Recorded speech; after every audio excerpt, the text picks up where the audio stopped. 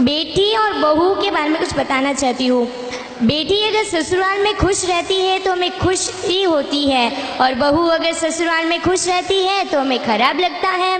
दामाद बेटी की मदद करे तो अच्छा लगता है कि मेरा दामाद हीर का दामाद है, और बेटा बहू की मदद करे तो कहते हैं जोरों का गुलाम हो गया बेटा बहू के पीछे।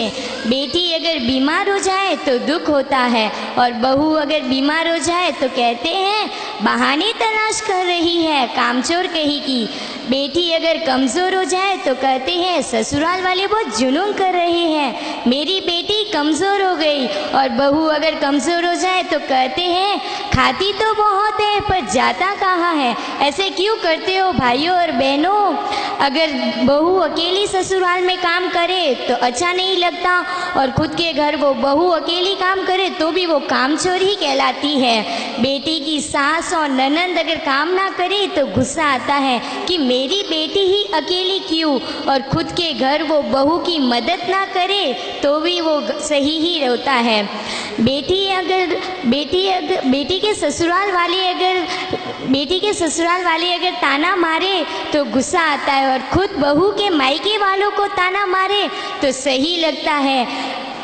माता पिताओं को बेटी का घर रानियों जैसे रखने वाला चाहिए, और तुम लोगों को बहू काम वाली चाहिए। लोग ये क्यों भूल जाते हैं, बहू भी किसी की बेटी है, वो भी अपना सब कुछ छोड़ के तुम्हारे साथ एक नई जिंदगी की शुरुआत करती है। अपने माता पिता भाई बहन सबको छोड़ के तुम्हारे साथ एक नई जिंदगी की शुरुआत करती है। बेटियों में ही इतनी हिम्मत है जो दूसरों के घर जाके दूसरों के माता पिता को अपना स्वीकार करती है। बेटों में इतनी हिम्मत नहीं है जो दूसरों के माता पिता को स्वीकार करते हैं। और मैं आपके सामने कुछ दोहे भी प्रस्तुत करना चाहती हूँ। समय और समझ दोनों एक साथ खुशकिस्मत वालों को मिलता है।